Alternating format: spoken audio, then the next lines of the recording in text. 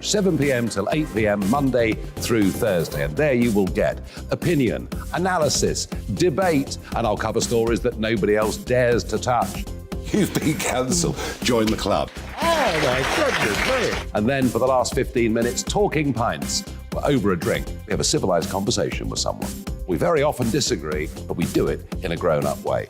Come and join me on Farrow. We are GB News. And we'd like to say thank you to each and every one of you for helping our great nation find its voice. We're absolutely everywhere. Across England, Scotland, Wales and Northern Ireland. On TV, on radio and online. We're proud to be the People's Channel, Britain's news channel. On the Mark Steyn Show, we cover the stories a lot of people are scared even to mention. The stuff that really matters with some of the world's biggest thinkers. Now is his opportunity to kind of take the steering wheel of history. Break away from the flock at 8 o'clock on GB News with the Mark Steyn Show. Hello, I'm Michelle Dewberry and you can join me every weekday 6 till 7 on Jubes and Kerr. Me and my panel will get stuck right into the day's events and I can tell you, in fact, I can warn you, expect some robust debates, some strong opinions and perspectives from both sides of the fence. It's about you at home as well. I love to read out all of your comments, or at least as many as I can. So join me, Michelle Dewberry, Monday to Friday, 6 till 7 on Jubes and Kerr.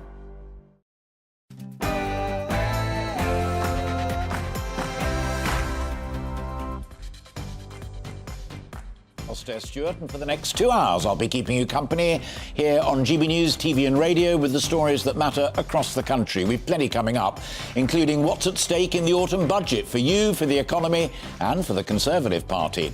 The great impressionist Steve Nallon is with me live in the studio, and of course we'll be reflecting on Remembrance Sunday commemorations across the country with guests to whom it means so much. But first, let's bring you right up to date with all of the day's news. Here's Polly Middlehurst.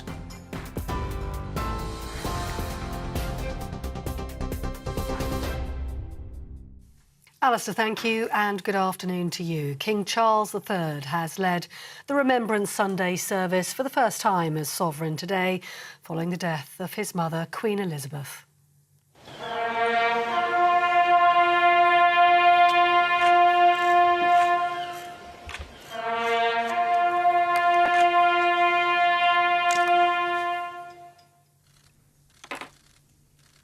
Well, the King and the Prince of Wales laying a poppy wreath at the base of the cenotaph in central London just under an hour ago.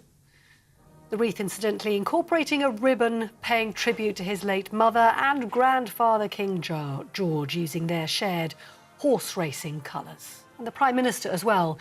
Rishi Sunak, the Labour leader Sir Keir Starmer and the former Prime Ministers were also there, as well as the Queen Consort and the Princess of Wales. 10,000 Royal British Legion veterans representing 300 different members of the armed forces taking part in a march shortly afterwards to honour their fallen comrades. And a further 10,000 members of the public lining the streets of Whitehall today to pay their tributes to the war dead.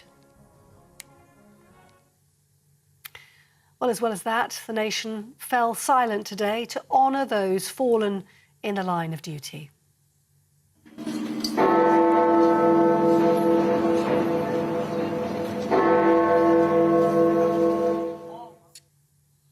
Big Ben chiming 11 times at 11 o'clock to mark the start of the nationwide 2-minute silence. Services were held across the country, with bells ringing to commemorate all those who lost their lives across the world and in the Commonwealth. Defence Secretary Ben Wallace commemorating the fallen and paying tribute himself to Ukrainians currently fighting for their freedom. Today is a reminder that we've suffered wars in Europe before, and tens of thousands of British service personnel gave their lives as did civilians to defeat fascism.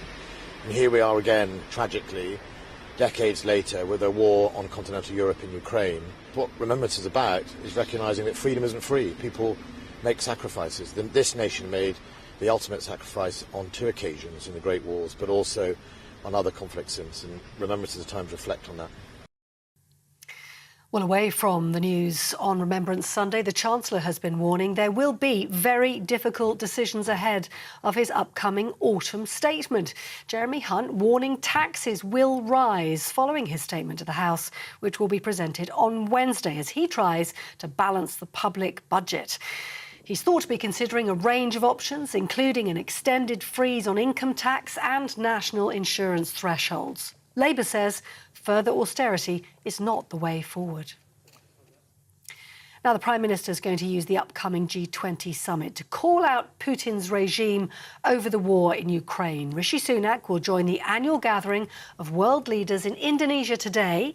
He says this year's meeting will not be business as usual, with the focus on how countries can work together to solve global economic and security challenges. The Russian president expected to miss the event, sending his foreign minister instead. To the United States now, where President Joe Biden says he's pleased with the election turnout after Democrats retained a majority control of the Senate in the US midterm elections. Senator Catherine Cortez Masto won re-election in Nevada, which tipped the balance for the Democrats. They'll now control at least 50 Senate seats, with Vice President Kamala Harris able to break ties in the chamber. Votes still being counted for the lower house, though, with Republicans currently in the lead for the House of Representatives. Almost 41,000 people have crossed the English Channel in small boats so far this year. That's after more than 900 migrants arrived in the UK from France on 22 small boats just yesterday. Downing Street says talks on a deal with France over Channel crossing are in the final stages. You're with GB News this Remembrance Sunday. More news as it happens. Let's get back now, though, to Alastair Stewart and friends.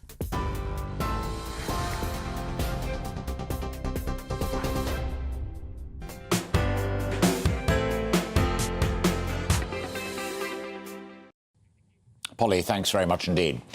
Thursday brings the final act in what many see as a drama of near self-destruction for the Conservative Party. It began, of course, with the toppling of Boris Johnson. Borrowing and inflation were already soaring, but it was, in the end, the man himself who lost the trust and support of his parliamentary colleagues, if not of all of you.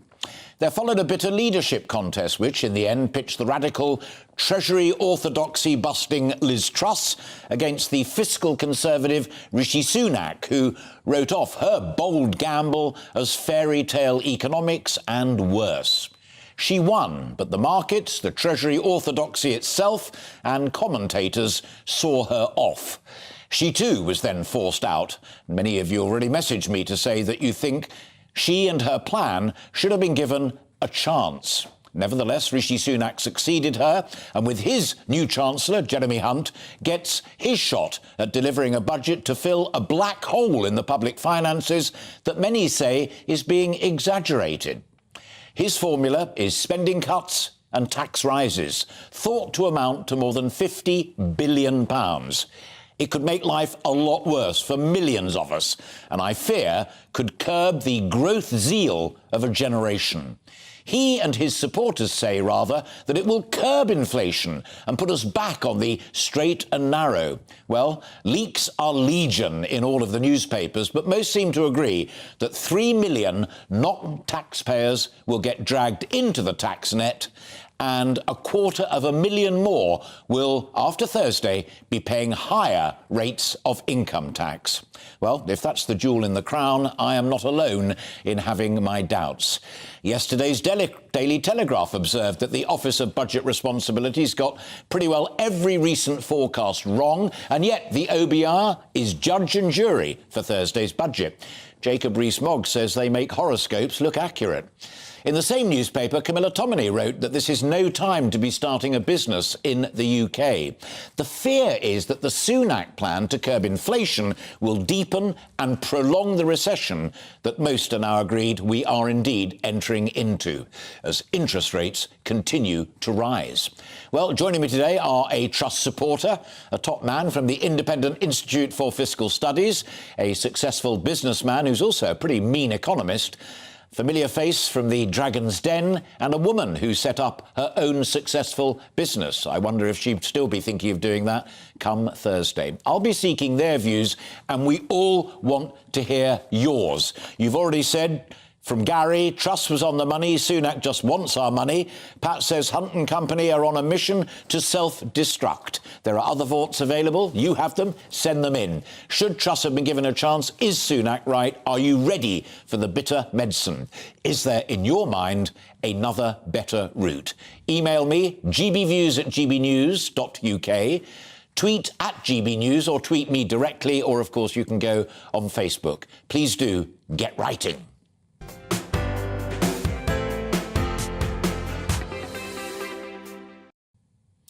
But first, of course, as you heard in Polly's bulletin at the top of the hour, it is Remembrance Sunday.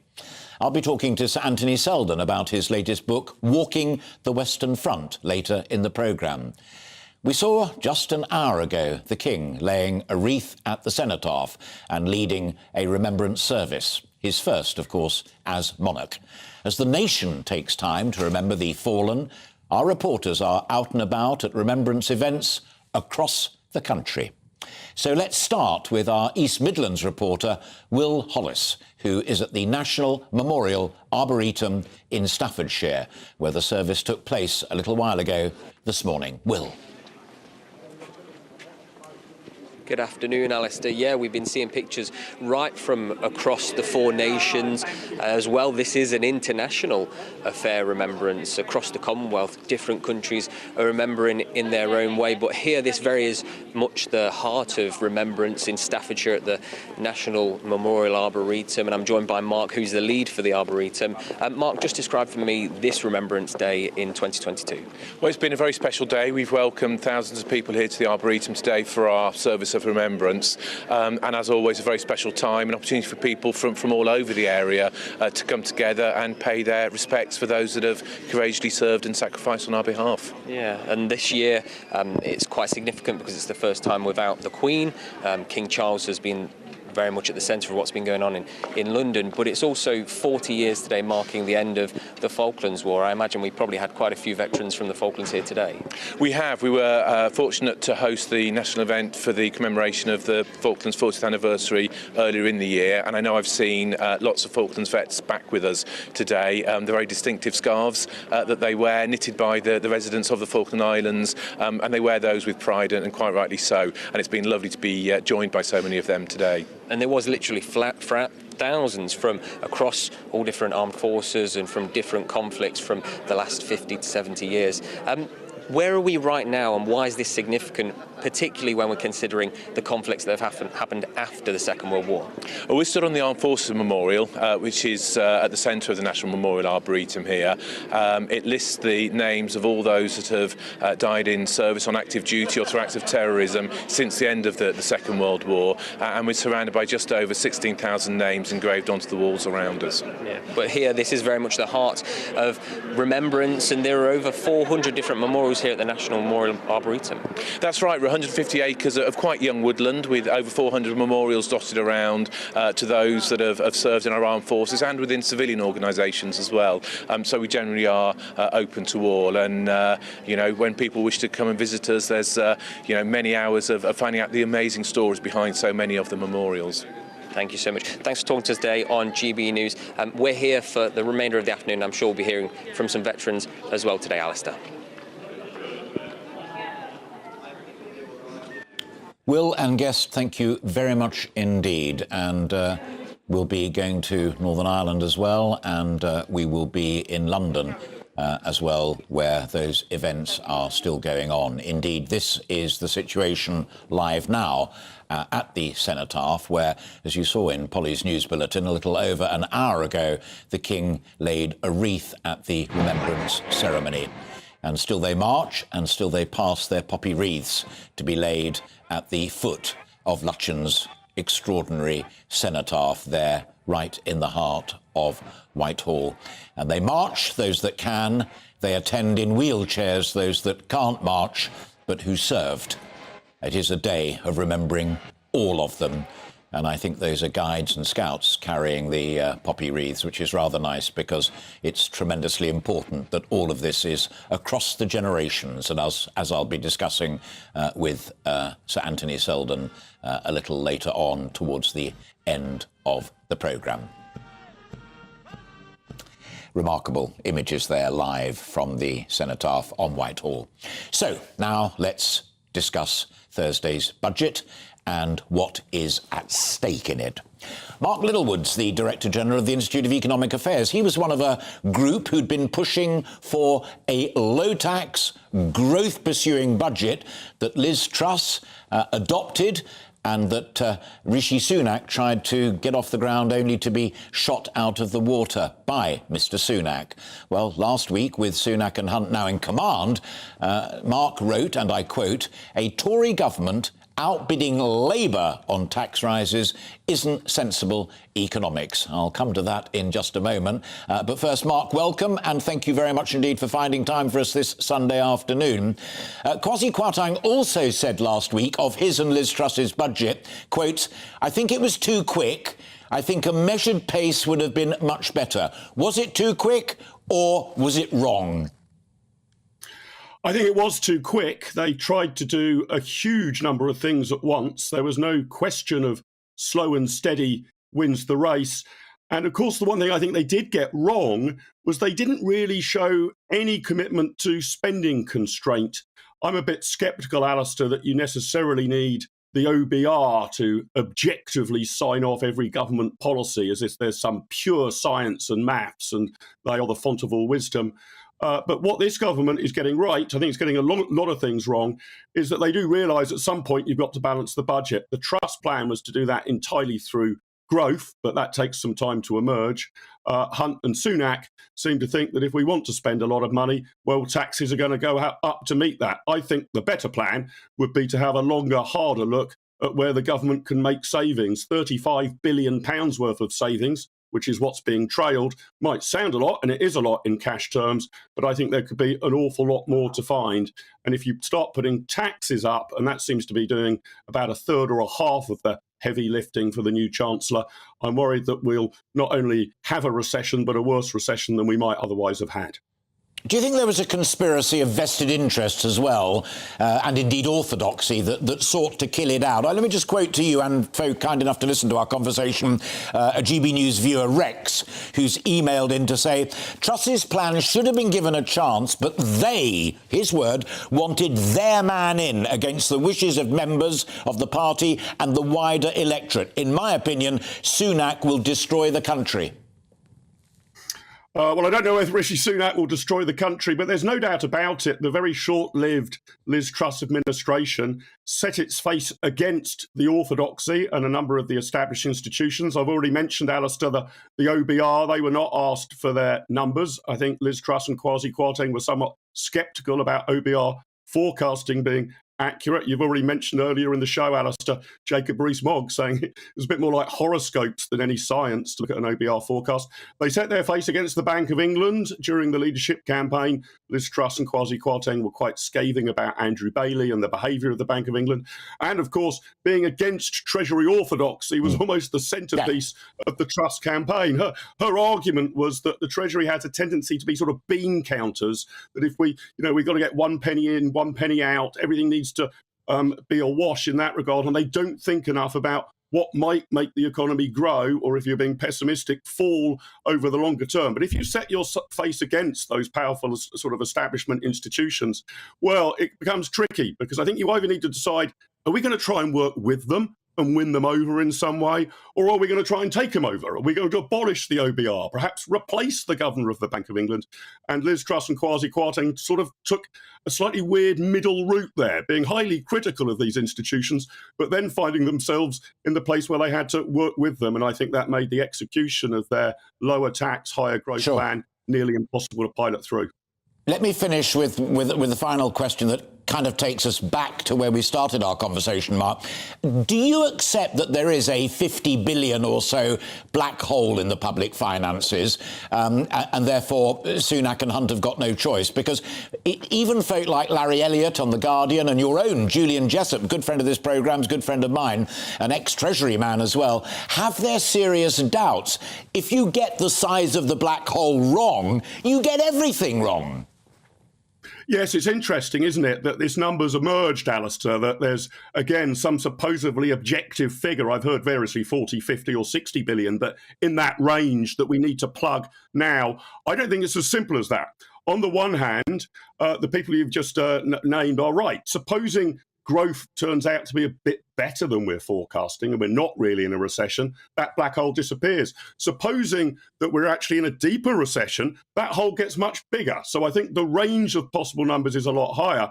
I would just strike a slightly pessimistic note there, Alastair. It's a very short-term way of looking at it, that there's a 50 billion black hole. If you look at the overall national debt and the fact that no government has balanced the books for now over 20 years, the real black hole we face over the long run runs into trillions of pounds. I was just going to say, billions. That's the true nature of the black hole, and a long-term view would look at that. Yeah, it begins with a T for trillion, not B for billion, and a trillion is 1,000 billion. Good God.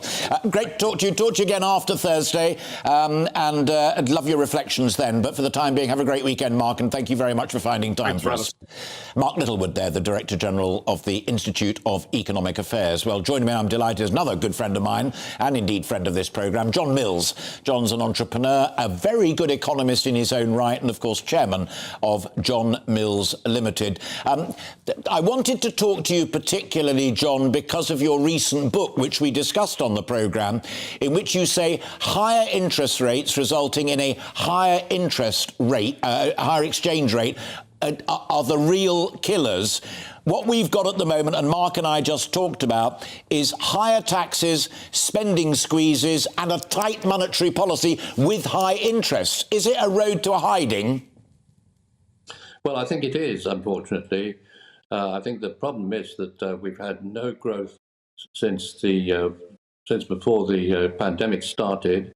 We've now got another couple of years coming up with probably no growth either. That's going to be 5 years with no economic growth at all. And this is a really disastrous prospect. Now, I think what we really need to do is to trade ourselves out of this problem by getting more investment. But the only way we're ever going to do that is to make investment much more profitable than it is, particularly in manufacturing.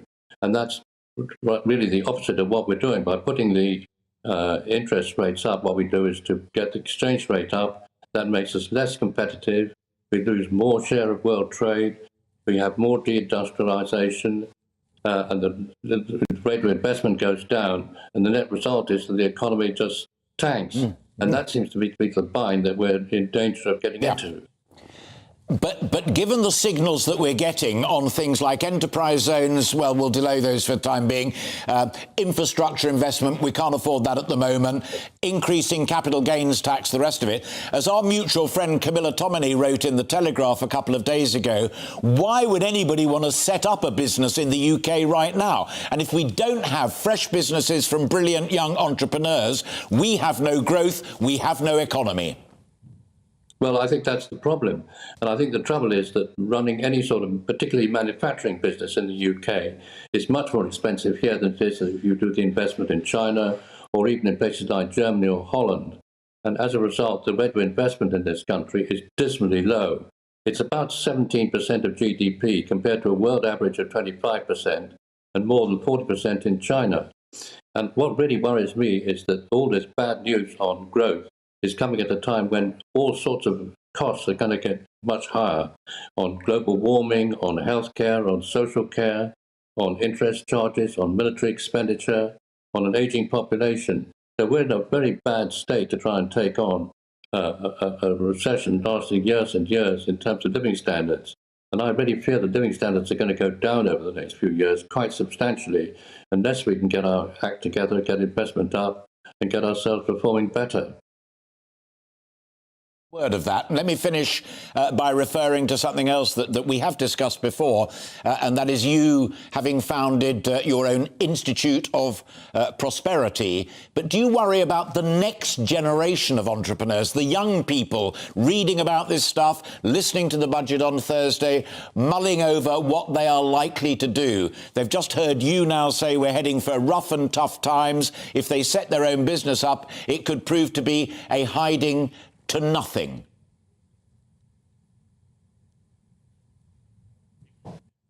I think we may have lost John. Have we lost you? John, can you hear me? Yes, I can hear you now. Sorry, I did drop off, and I'm back again. Don't worry at all. I'm sorry, probably our fault. I'll just repeat the question, and it's a reference to your Institute of Prosperity. I'm worried about what the next generation, our children, are likely to make of the budget on Thursday, the tax regime, earn more, and you get dragged into higher rates of tax. Why should that generation even bother?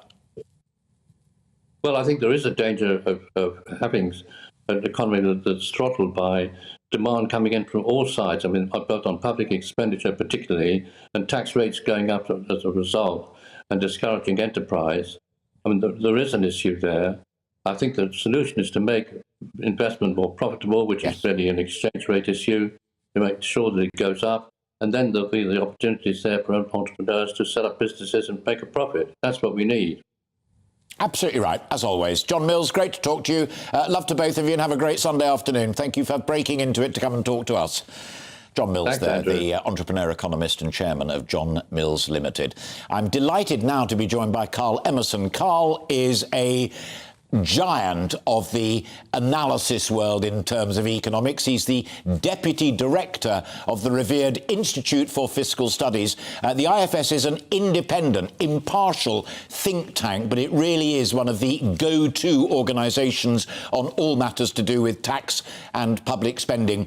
Before I get into the questions I've written for you specifically, Carl, 2 points, one from Mark and one from John Mills just now. Mark saying this Rishi Sunak, Jeremy Hunt combination haven't even looked at the size of the state, what it tries to do. It's just tinkering with the costs of what we already do. And John Mills there, an entrepreneur in his own right, saying the measures that we are being briefed on in the papers are going to take us not only into a recession, but deeper and longer into a recession. Do you share either of those concerns? Well, I think the briefing suggests that on Thursday we're going to hear a combination of some tax rises and some spending cuts. So it's not just all about tax rises. There will be a squeeze on spending too. I think actually in reference to both of their points, firstly, squeezing spending won't be easy. Many public services are finding it very difficult at the moment. They're also having to deal with high energy prices, big public sector pay demands. And for many of those services, they're coming off many years where their budgets have been held pretty tight, right the way back to 2010 in some cases. But I think it's also worth remembering that I suspect many of the tax rises, many of those spending cuts won't be things that are coming into effect next year or even the year after. I think what the Chancellor is likely to do will be to set out a path for lower spending 3, 4, 5 years out, and probably higher taxes 3, 4, 5 years out. So the hope will be that it won't be higher taxes or lower spending while we're going through the difficult months of the recession ahead of us. It'll be lower spending and higher taxes once we've come out of that recession. Yeah, that was the leak about the public spending growth would only be around 1%, if not even slightly less, after the next general election. Interesting and important point to make there. But let me put another thing to you specifically with your IFS hat on.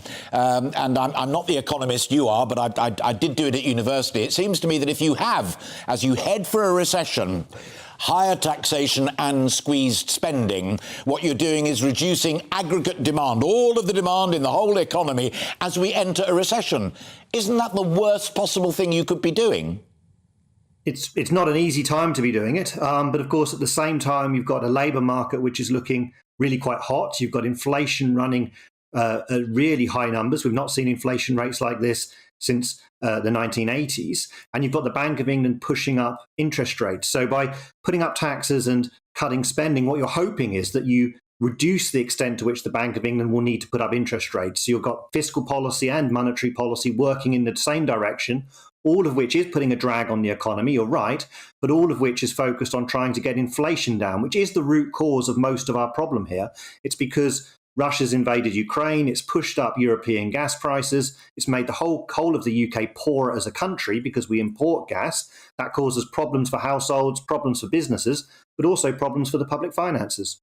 Yes, I agree with that, and I'm so glad you made that crisp analysis, because I've fallen out with one or two Labour Party friends when I say to stand up there on your soapbox and say this is a crisis made in number 10 Downing Street is a nonsense if you ignore Ukraine and you ignore energy prices. Final point, and it's a quick one, Carl, forgive me for that.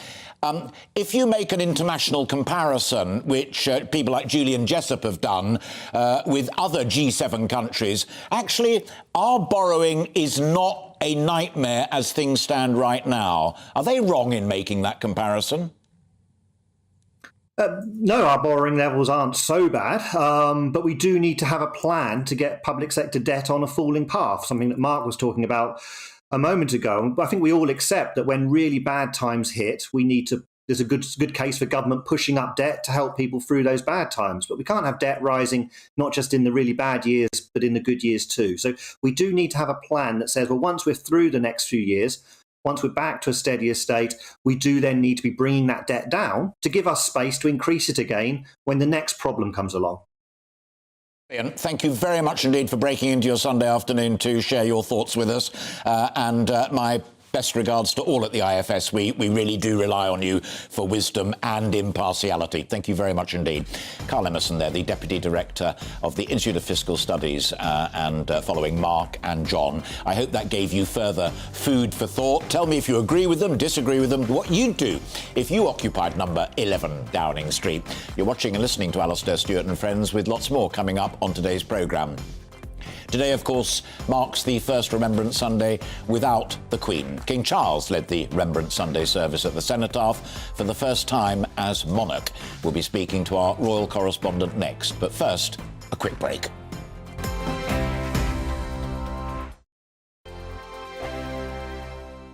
Every morning from 6 o'clock, we'll wake you up with GB News Breakfast with all the stories you didn't know from the night before. So whether it's serious news, entertainment, or your own views from all over our great nation, we're here to kick off your day with a smile. The national media should be reflecting and reporting what's happening here. You will notice the northwestern accents.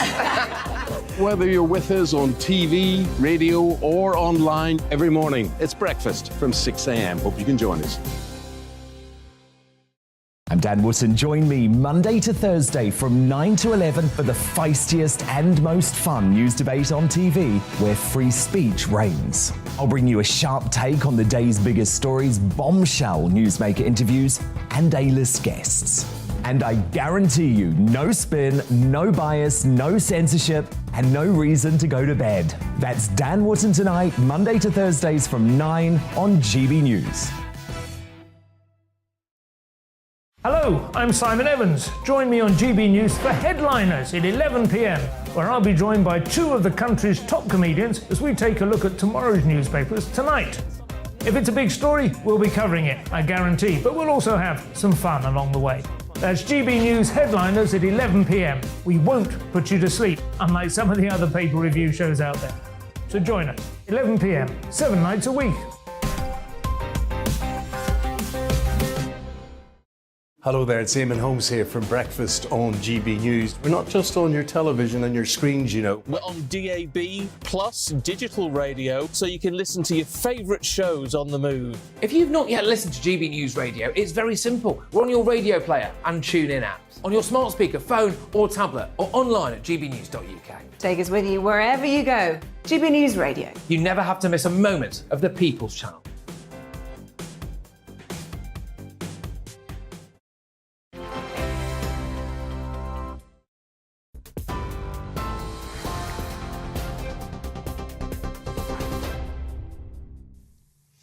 Hello to you. It's just after 12:30. I'm Polly Middlehurst in the GB newsroom, and our top story today. King Charles has led the Remembrance Sunday service for the first time as sovereign following the death of his mother, the late Queen.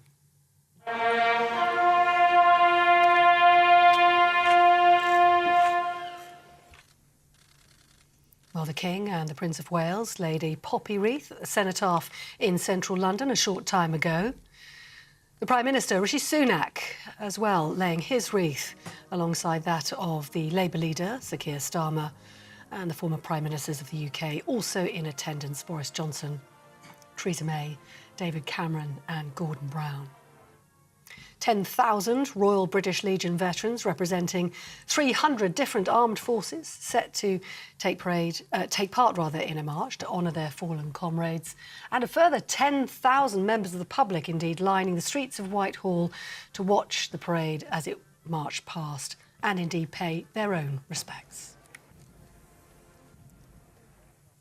Well, so as we mark those who have died on our own Remembrance Sunday, the Prime Minister has used the upcoming G20 summit to call out Putin's regime over his war in Ukraine. Rishi Sunak will join the annual gathering of world leaders in Indonesia later on today, and he says this year's meeting will not be business as usual, with the focus on how countries can work together to solve global security as well as the economic challenges ahead. The Russian president is expected to miss the event and will send his foreign minister instead. In other news, the number of people crossing the English Channel in small boats has passed 41,000 this year. GB News has been told around 300 Channel migrants have been taken into Dover Harbour so far today. Border Force vessels and RNLI lifeboats are also responding to a number of other small boat sightings off the Kent coast today. Those are your latest news headlines. You're up to date on TV, online and DAB+ radio. You're with GB News this Remembrance Sunday. Now back to Alastair Stewart and friends.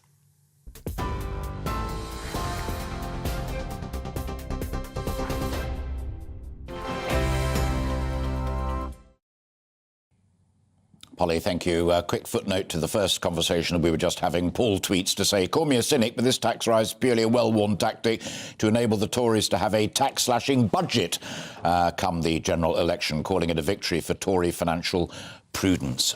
Ouch. You may be right. We shall see. More of that to come later on. But today is also dominated by remembrance. We saw during Polly's news bulletin the images of the King leading the remembrance service at the cenotaph for the first time as monarch today. And Cameron Walker, GB News royal correspondent, joins us live now from Horse Guards Parade, where he has seen and witnessed it all. And there it is, still unfolding over his shoulder. Cameron, an extraordinary moving couple of hours. It certainly has been, Alastair. 9,800 people are marching past me just to my left. And the Earl of Wessex, Prince Edward, is just behind me. If I ask my cameraman to pan over to him, he's taking the salute at the march past of veteran organisations on Horse Guards Parade. Of course, the Earl of Wessex holds 8 military titles himself, but this has all been organised, Alastair, by the Royal British Legion, as they have done for many years since the 1920s, honouring those service personnel who have sacrificed their lives for our freedom. 300 different organisations are taking part in this march past, which you're seeing unfold in front of us if you're watching on television. And if you spotted black and yellow scarves at all, that's from a charity called Scotty's Little Soldiers, and they support children whose parents have been killed in action. 55 children and their families are taking part in the parade today. They have walked past the Earl of Wessex, who is taking the salute. And I actually was lucky enough to speak to a couple of them earlier to hear their stories of one particular little girl. Her father was killed in Iraq in 2006. But of course, the royal connection here is particularly poignant here today because it is the first time, Alastair, without Her Majesty the Queen, the longest Commander-in-Chief of the British Armed Forces. Now, of course, it's His Majesty the King leading the country in remembrance. He lays a new wreath for the first time, containing his racing colours, and it very much paid tribute to his mother, the Queen, the late Queen, and his grandfather, King George VI. The Queen Consort, Camilla, also had a wreath laid at the cenotaph on her behalf for the first time. And the Prince of Wales, Prince William, placed the Prince of Wales's wreath at the cenotaph for the first time. It had those big white feathers, the Prince of Wales feathers, as usual, but also a sign that he wants to pay tribute and show his commitment to the people of Wales, because a new Welsh ribbon of Welsh red was attached to his wreath. The Earl of Wessex behind me also laid a wreath. We had the Princess Royal doing the same thing on the balcony, the Princess of Wales, the Foreign Office balcony, watching on the procession, and then of course the 2-minute silence followed by a short service at the cenotaph.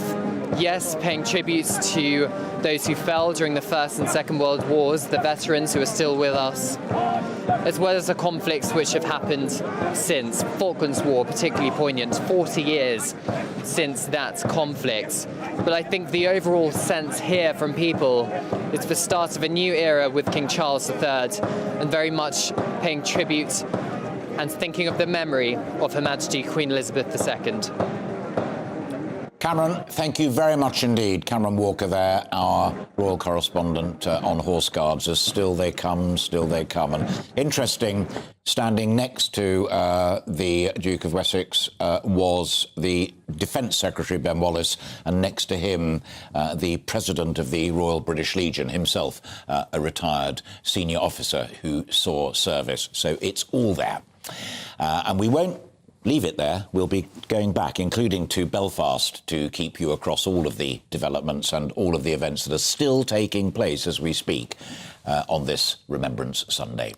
Now, as I've shown once or twice already in this first half hour, it's 22 minutes to 1, but you have been busy, for which I'm eternally grateful, on our big topic of the day, the budget autumn statement coming up on Thursday. Nigel says, we knew Truss wanted to keep corporation tax the same to reverse the national insurance rise. We knew Sunak was planning to cut income tax by a penny. These measures equalled £35 billion, so the markets got spiked, or perhaps spooked, by the additional 10 billion. Give over. It seems like the markets accepted unfunded spending for years. I think what the markets were basically saying was, if you want to borrow that much, here's what the price is, and that's why interest rates go up. But who am I? Just old-fashioned. Della says, I'm no economist, but surely a good starting point for our economy would be to look at our national debt.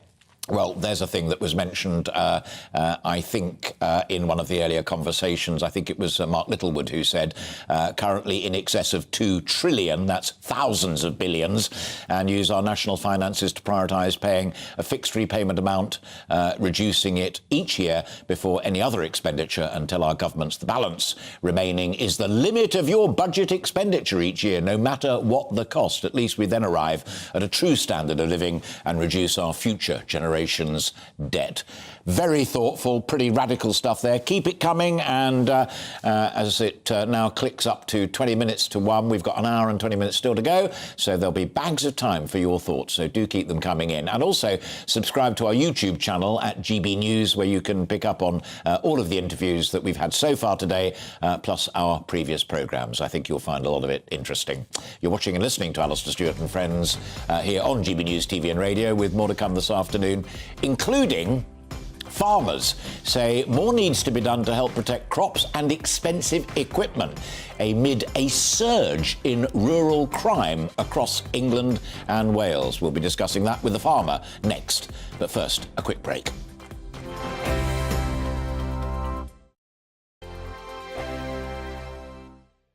We are GB News, and we'd like to say thank you to each and every one of you for bringing us your conversations, for helping our great nation find its voice. We are here for you on radio, television, and online, across England, Scotland, Wales, and Northern Ireland. It's not the BBC, you actually get your facts right. We are proud to be GB News, the People's Channel, Britain's news channel.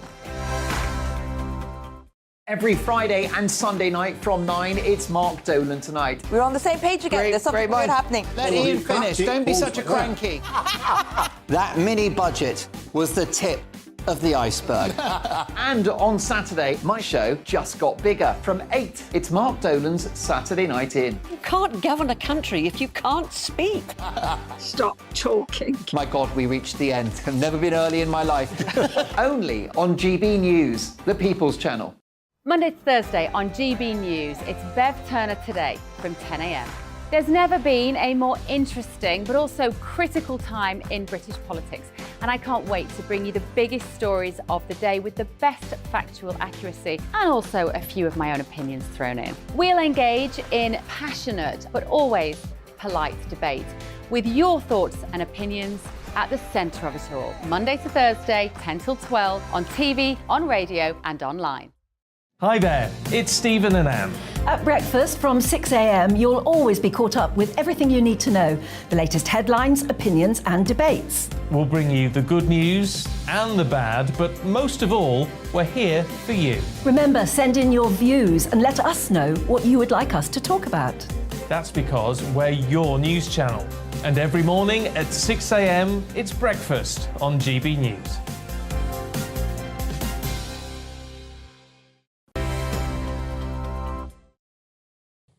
Hello and welcome back. It's inching towards 1:45 and you're watching Alastair Stewart and Friends here on GB News TV and radio. Time now for this week's Rural Spotlight, where we look into issues that are affecting our countryside communities. And today our Rural Spotlight falls on rural crime. The NFU Mutual, that's the insurance company attached to the National Farmers Union, their rural crime report shows that the cost of rural crime rose over 40% in the first quarter of 2022 as thieves returned to the countryside. From livestock to agricultural equipment to fuel, it's all fast becoming a criminal industry.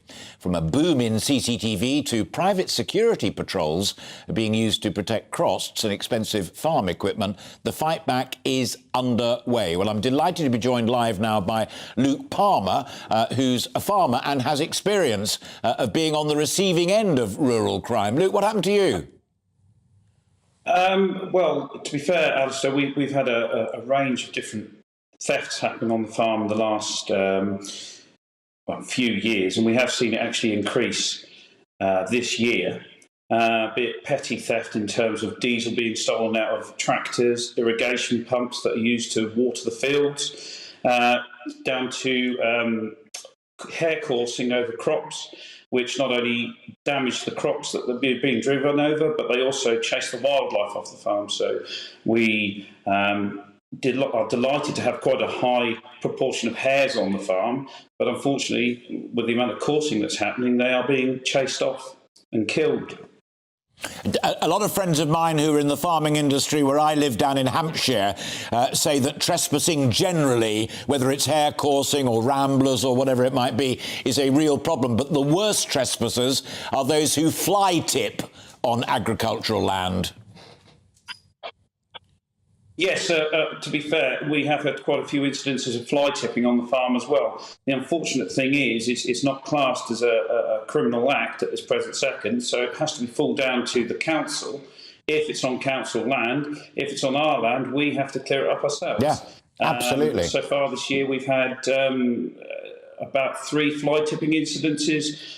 2 of them were garden waste and 1 of them was building rubbish.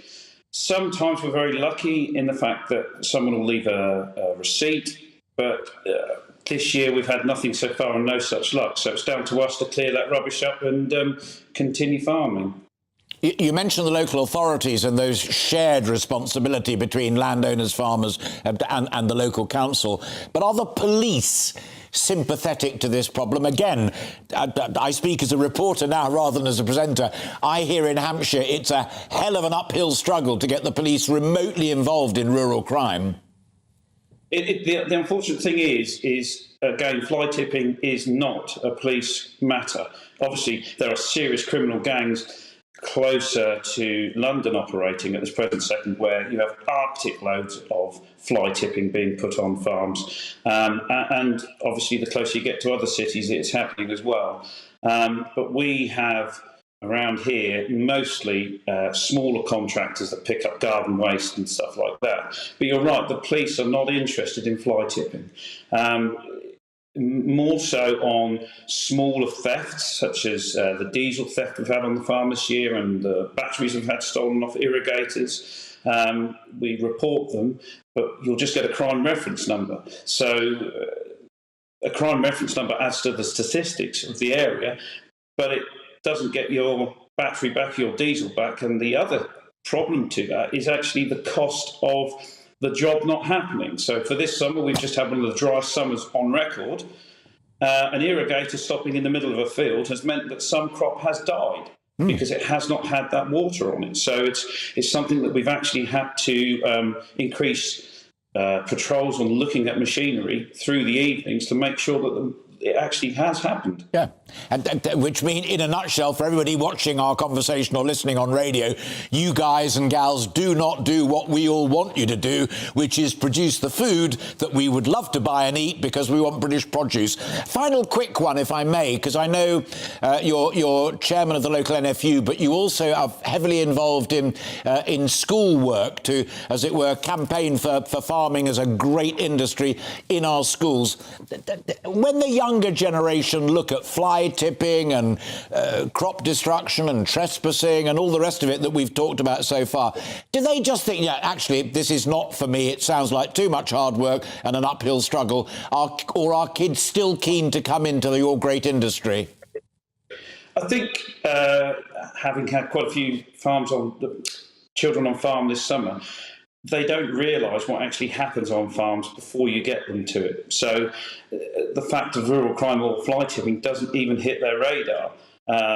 It's actually getting them there to understand what physically happens before it gets to a supermarket or to their dinner plate. Rural crime is not on their radar, not even in the local schools, which in some respects is nice because they're not worried when they come out to farm or anything else. Oh. We've lost... Final quick thought, Luke. We just lost the signal for a moment, but just complete your sentence. Getting kids on farms? I'm sorry, Alastair, I've just lost your sound. I do apologise. OK, we'll have another conversation in future, particularly about kids and getting them involved in farming, and people like the great Michael Morpurgo getting children out of the inner cities down there as well. Luke Palmer, thank you very much indeed for your time. Sorry, we occasionally get those hiccups, but we will talk to him again because there were a few more points I wanted to discuss. Right, it's now 11 minutes to 1, and it has been a bit heavy up to now, whether it's been the economy or whether it's been farming and rural theft. So to end this hour, let's talk about political caricatures. We met him back in the summer when the first leadership race was underway. Since then, we've had a second leadership contest and a new Prime Minister. So I'm absolutely delighted to welcome back my dear friend, actor, writer, Steve Nallon, who for a decade, of course, was Margaret Thatcher in Spitting Image. You were saying to me, you're a bit sad deep down, that poor Liz was only there for 5 minutes, so you never really had to go to do her. I tried. I had a go. We talked about this last time. I began as Anne Robinson, because she had that sort of, Anne Robinson sort of voice, and she had that sort of slight lisp in the voice as well. And but I never got it in my head, and that's important when you're an impressionist, to get the voice in your head and then get it out. So, and she never really registered vocally. That's an important point. You've got to sort of know how somebody speaks in your head before you can an impressionist can do their job. Well, what about Rishi Sunak then, or indeed possibly Jeremy Hunt? Well, we've got a generation of politicians that all sort of sound alike. I mean, to me, Rishi Sunak is sort of like the lower middle manager, who's a competent middle manager, who's suddenly been given the job as the MD. It's not an easy situation. I haven't found him in my head to get him out of my head, if that makes sense. It's strange because with Jeremy, what a number of people have observed is it's actually mannerisms and the way he walks. And you've got to find the quirks. And impressionists, are very generous with each other, because I had to do Anne Widdecombe actually for a job, and I rang Kate Robbins up, the wonderful Kate Robbins, and I said, "How do I do Anne Widdecombe? I don't know how to do this." And she said, "Well, sort of gargle and speak at the same time." And I said, "Well, what does that mean in practice? Do I have to gargle and speak at the same time? And what is very important?" And the thing with Anne Widdecombe is that she has such a recognisable voice. And I met her, I actually met her, and I said, "You've got two notes in your voice, Anne. You've got a high note and a low note." And she said, "Oh, yeah, yes, indeed, I have." I said, "The only other person who does that is Homer Simpson. Homer Simpson has a high and a low voice happening at the same time." But the thing with Anne Widdecombe is the attitude is the most important thing. Yes. Because there is no maybe. There is no maybe in her voice. It's the end. This is the truth. This is it. I will have no argument. And actually, politicians aren't normally like that. I'm sure you've interviewed Tony Blair. Tony Blair will, please like me. Let me put this point to you, and let you argue it. So all politicians have a different sort of psychology, and you've got to find that sort of psychology as well as the voice. But the other thing that struck me, knowing that because we were messaging each other about you coming on, and there are one or two other things I want to talk to you about before we hit the top of the hour. But I wrote last night, because it just came to my mind, it reminded me of the Oscar Wilde quotation, which in a sense applies to your brilliant profession as well. And that is, there's only one thing worse than being impersonated, and that's not being impersonated. Well, we've got to find, with Rishi Sunak, we've got to find what it is. And actually, once the key is there, then everybody follows. It's like at the moment people are looking at his trousers, because his trousers are always about 6 inches. He looks like Norman Wisdom. So I think the cartoonists are picking up on that. And everybody who meets him says he's a lot shorter than they expected. He's a lot shorter, and and he's got a slightly sort of very mechanical. But people walk, oddly enough, more like human beings. But he's actually sort of like a mechanical little soul. Let's finish then with a really exciting new project, and you've got to be cautious about what you can and can't say.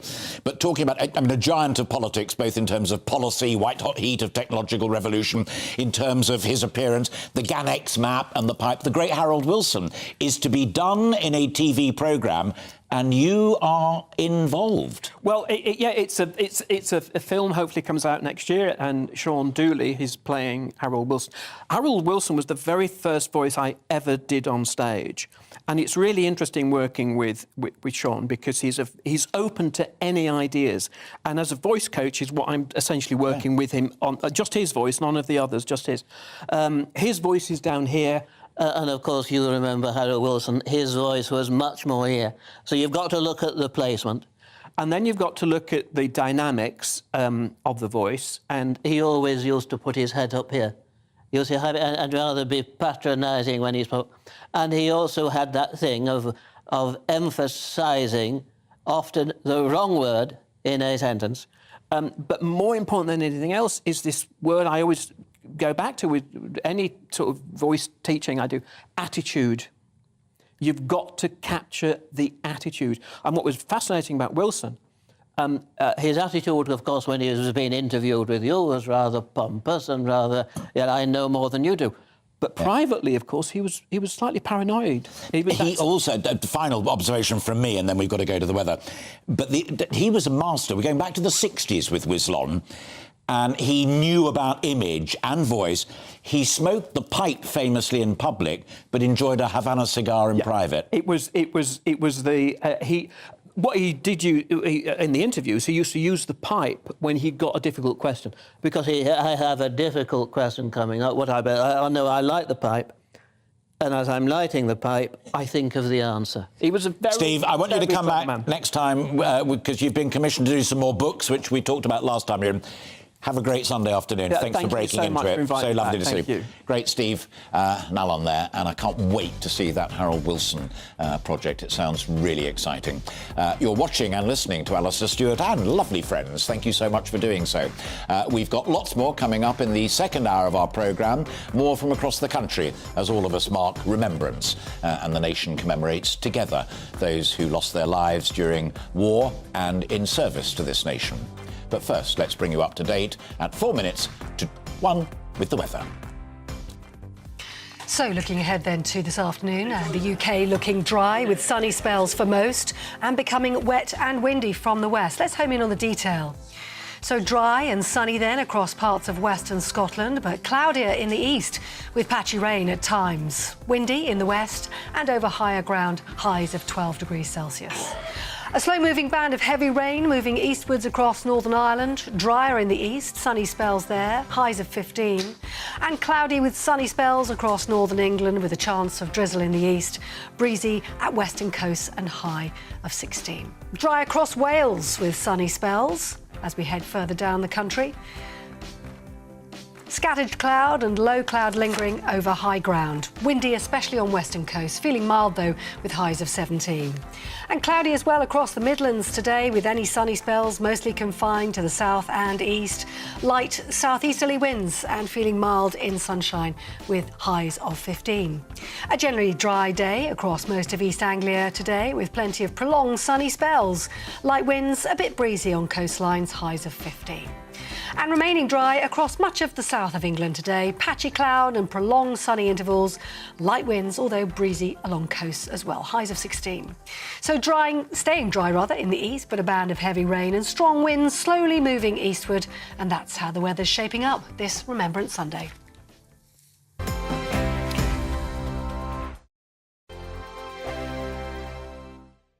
Monday to Thursday nights on GB News. At 6, it's Dubes & Co. 7 o'clock, Farage. At 8, join Mark Stein. And at 9, Dan Wootton Tonight, followed by Headliners. On TV, radio and online. This is GB News. Join my show Farage, 7 p.m. till 8 p.m. Monday through Thursday. And there you will get opinion, analysis, debate, and I'll cover stories that nobody else dares to touch. You've been cancelled. Join the club. Oh, my goodness me. And then for the last 15 minutes, talking pints. We're over a drink. We have a civilised conversation with someone. We very often disagree, but we do it in a grown-up way. Come and join me on Farage. We are GB News. And we'd like to say thank you To each and every one of you. for helping our great nation Find its voice. We're absolutely everywhere. across England, Scotland, Wales, And Northern Ireland. On TV. On radio and online. we're proud to be The People's Channel. Britain's News channel. On the Mark Stein Show, we cover the stories a lot of people are scared even to mention. The stuff that really matters with some of the world's biggest thinkers. Now is his opportunity to kind of take the steering wheel of history. Break away from the flock at 8 o'clock on GB News with the Mark Stein Show. Hello, I'm Michelle Dewberry, and you can join me every weekday 6 till 7 on Dubes & Co. Me and my panel will get stuck right into the day's events, and I can tell you, in fact, I can warn you, expect some robust debates, some strong opinions and perspectives from both sides of the fence. It's about you at home as well. I love to read out all of your comments, or at least as many as I can. So join me, Michelle Dewberry, Monday to Friday, 6 till 7 on Dubes & Co.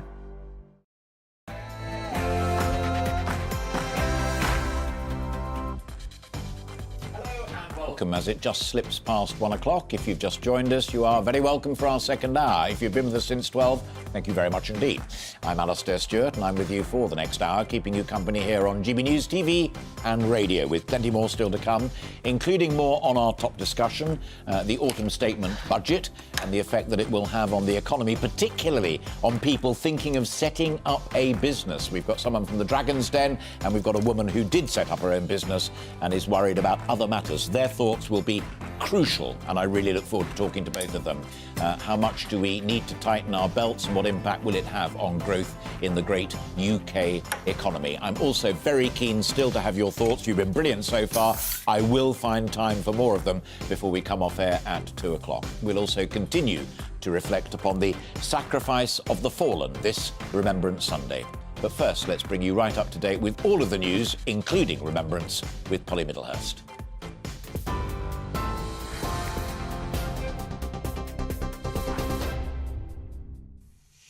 Alastair, thank you. His Majesty the King, King Charles, has led the Remembrance Sunday service for the first time as sovereign following the death of his mother, Queen Elizabeth.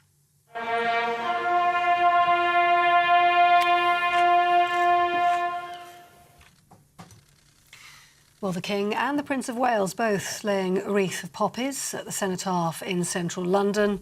After the silence, the wreath incorporating a ribbon which paid tribute to his late mother and grandfather, King George, by using their horse racing colours. The Prime Minister Rishi Sunak, the Labour leader Sir Keir Starmer, and former Prime Ministers Boris Johnson, Theresa May, David Cameron, all in attendance today, as well as 10,000 Royal British Legion veterans representing 300 different members of the armed forces, taking part in a march past to honour the war dead. as well. And a further estimated 10,000 members of the public lining the streets of Whitehall to watch on and pay their respects too.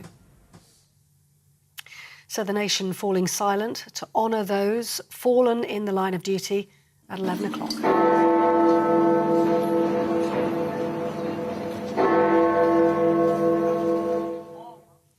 A newly renovated Big Ben chiming 11 times at 11 o'clock to mark the start of the nationwide 2-minute silence. Services were held across the country, with bells ringing to commemorate all those who'd lost their lives in conflict across the globe. The Defence Secretary, Ben Wallace, also commemorating the fallen and paying tribute to Ukrainians currently fighting for their freedom. Today is a reminder that we've suffered wars in Europe before, and tens of thousands of British service personnel gave their lives, as did civilians, to defeat fascism. And here we are again, tragically, decades later, with a war on continental Europe and Ukraine. What Remembrance is about is recognising that freedom isn't free. People make sacrifices. This nation made the ultimate sacrifice on 2 occasions in the Great Wars, but also on other conflicts since, and Remembrance is a time to reflect on that. Ben Wallace. Well, the Prime Minister will be travelling to the G20 summit in Indonesia later today to call out Putin's regime over the war in Ukraine. Rishi Sunak will join the annual gathering of world leaders, saying this year's meeting will not be business as usual, with a focus instead on how countries can work together to solve global security issues and the economic challenges ahead. President Putin missing the event and sending his Foreign Minister Sergei Lavrov instead. And here the Chancellor has warned there'll be very serious, difficult decisions ahead of his upcoming autumn budget. Jeremy Hunt has warned that taxes will rise following his statement to the House of Commons on Thursday as he tries to balance the public books. He's thought to be considering a range of options, including an extended freeze on income tax and national insurance thresholds. Labour says further austerity is not the way forward. And in the United States, President Joe Biden says he is pleased with the election turnout after Democrats retained a majority control of the Senate in the US midterm elections. Senator Catherine Cortez Masto won the re-election in Nevada, which tipped the balance for the Democrats. They now control at least 50 Senate seats, still on a knife edge, but Vice President Kamala Harris able to break ties in the chamber. Meanwhile, Donald Trump has admitted the results were somewhat disappointing as the anticipated Republican red wave failed to materialise. Votes still being counted in the lower house, though. Republicans currently in the lead for the House of Representatives. Here, the number of migrants who crossed the English Channel in small boats so far this year has now surpassed 41,000. GB News understands around 300 migrants have been taken to Dover Harbour today after attempting the journey. Border Force vessels and RNLI lifeboats also responding, we understand, to a number of other small boat sightings off the Kent coast. Meanwhile, Downing Street says talks on a deal with France over those channel crossings are in the final stages. Now, a group of MPs has accused Ofgem of failing to effectively regulate energy suppliers and leaving households to foot a bill of £2.7 billion. The Public Accounts Committee found that despite instability among energy retailers in 2018, Ofgem didn't tighten fiscal requirements until last year. The committee says Ofgem did not strike the right balance between promoting energy competition and ensuring financial resilience. Those are your latest news headlines. You're with GB News this Remembrance Sunday. More news as it happens. Let's get back now, though, to Alastair Stewart and friends.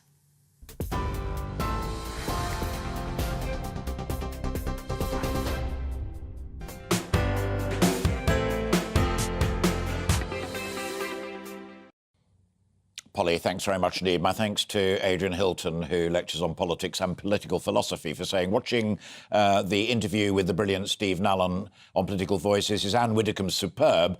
But as he says, it's so much more than the shallow impersonation. It's about forming the inner life, conveying attitudes and mannerisms which emanate from within. Adrian, thank you very much indeed for that. And we'll have Steve back very, very soon, I can promise you.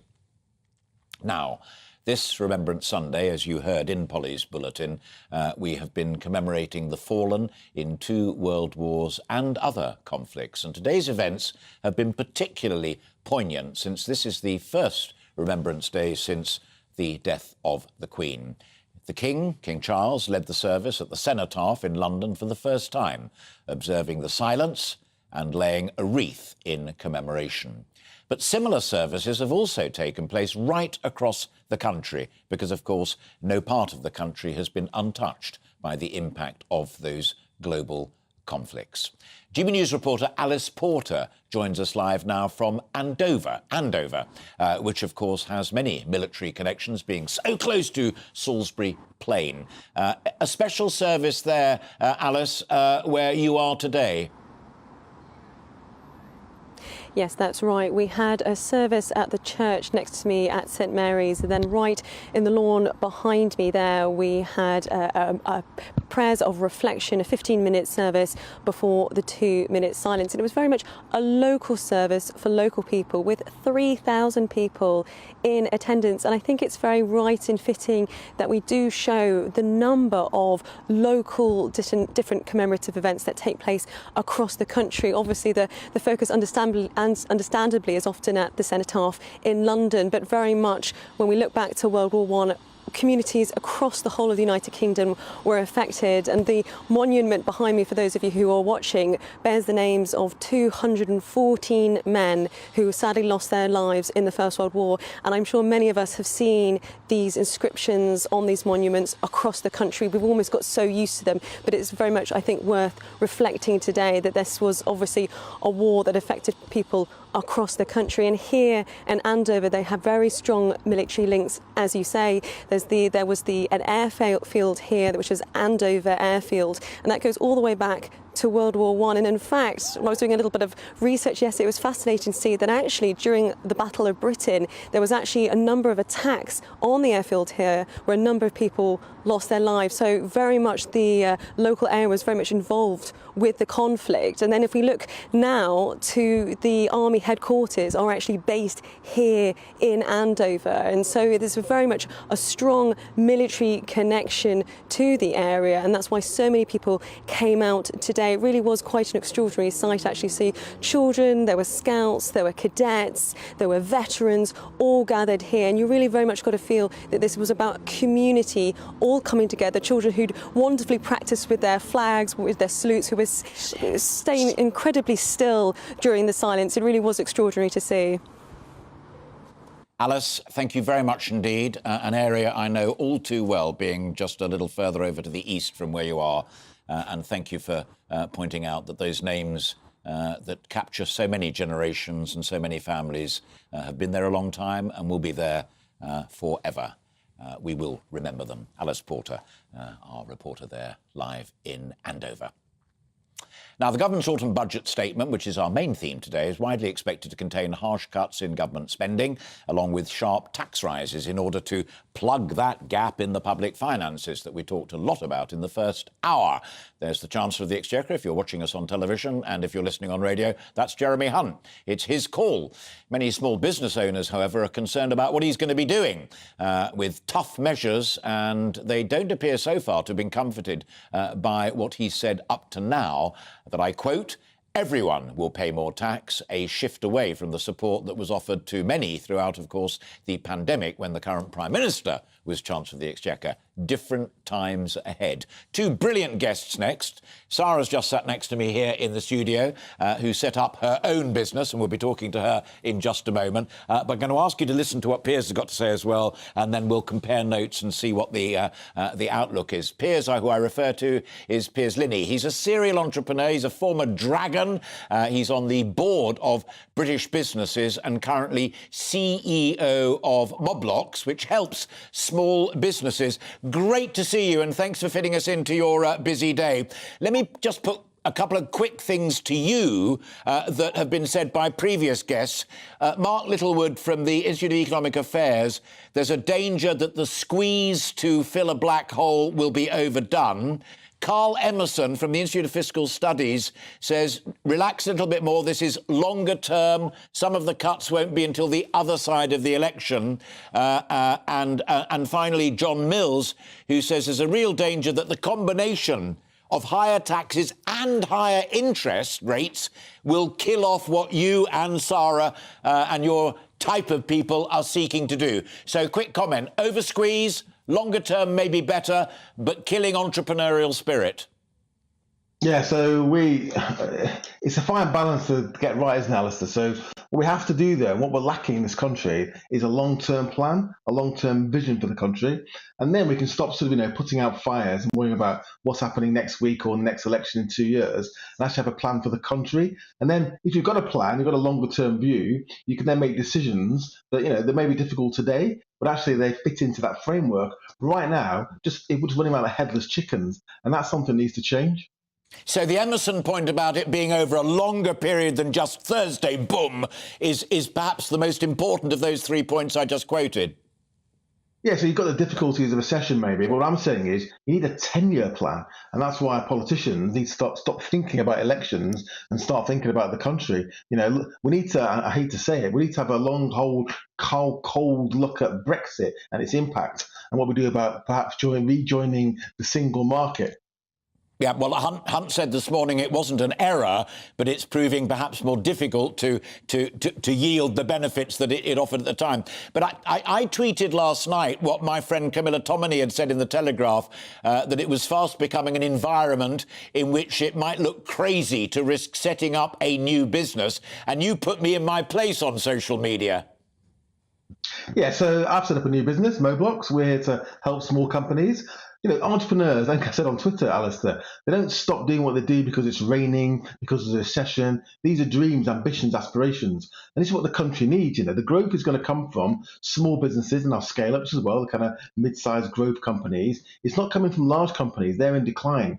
So if we want to, maintain our position in a sort of the global economic and political firmament, we need to focus on our small businesses, our entrepreneurs, our innovators, invest in R&D, make sure there are tax incentives, make sure they're not paying too much tax on exit, and that's where the focus needs to be. Yeah, well, I'm going to pick up those last few words about tax on exit, because, again, we read from the briefings that 250,000 people will be drawn into higher rates of taxation because the threshold, the amount you can earn before you pay those higher rates of tax, is going to be frozen. And 3 million ordinary consumers are going to be dragged into tax for the first time. And capital gains tax may be tinkered with as well. Now, I mentioned those 3 things because you're also a non-executive director of the UK government-owned development bank, British Business Bank, that's facilitated in recent times over £12 billion of financing for UK small and medium-sized businesses, and also operates the Startup Loan Company. With your finger on the pulse and ear to the ground, is that still a vibrant sector in terms of folk coming to you or the banks and saying, hey, we've got a brilliant idea, we are prepared to risk borrowing it, even at relatively high interest rates? So I hate to correct you, sir. I'm now no longer on the board of British Business Bank. And also there was 90 billion facilitated, not 12, so there's a big number. So at the end of the day, capital will become more expensive. It will become harder to find. I'm raising money now myself, actually. And, it's there. The money's always there. But some funds, investors, are going to sit on their hands for a period of time, maybe up to a year. So the capital's there. It needs to flow. The government's then got to, and British Business Bank as well are working on this, they've got to find new ways of pooling capital, because the European funds, which funded a lot of finance going to small businesses and the regions, as that money's gone. So we've got to find our own money. And by backing down the hatches, going into a period of austerity and not having this long-term view on investing in innovation, in the really long run, is not going to do this nation any good whatsoever. Yeah, well, I'm delighted to be corrected on both the scale of that borrowing and lending, which is good news, and secondly, it's intriguing, because I promised my viewers and listeners that we'd be talking to people who were, as it were, at the coalface, and Sarah is anxious to come up next, and she's sitting here very patiently. But my final point is this to you, and I listened very carefully to your optimistic and positive tone, but despite all of that, do you share the Governor of the Bank of England's concern that whatever Jeremy does on Thursday, a recession for at least a period of time is inevitable? Yeah, I mean, we're already in a recession, really. It's a question of how long it's going to be and maybe the impact of interest rates, how high they become, whether inflation's peaked, as I think it may have done. If it hasn't, we're going to see higher rates and a longer recession. But that doesn't mean that's the end. That means that a lot of strong foundations can be laid during difficult markets. You have to find efficiencies, be more productive. And UK businesses, you know, Alastair, are not as productive as they should be. So maybe this is the time to actually shed some of the fat and actually become a more efficient and productive nation. Fascinating. Piers, lovely to talk to you again. Thank you for finding time for us this Sunday afternoon. And you keep in touch. You're always welcome on this programme or indeed anywhere on GB News. Piers Linney there, entrepreneur and all-round good egg who knows what he's talking about, as indeed does my next guest, who listened to all of that, because I asked her if she would do. Sarah Keel is the owner of Baby Cup. Now, Baby Cup is exactly what Piers was just talking about there at the end. It's a small business making drinking cups, but it's gone from her brilliant idea to really doing very, very well indeed. They're cups for babies, as the name implies, and hurrah, hurrah, 3 cheers for her. They are manufactured in the UK.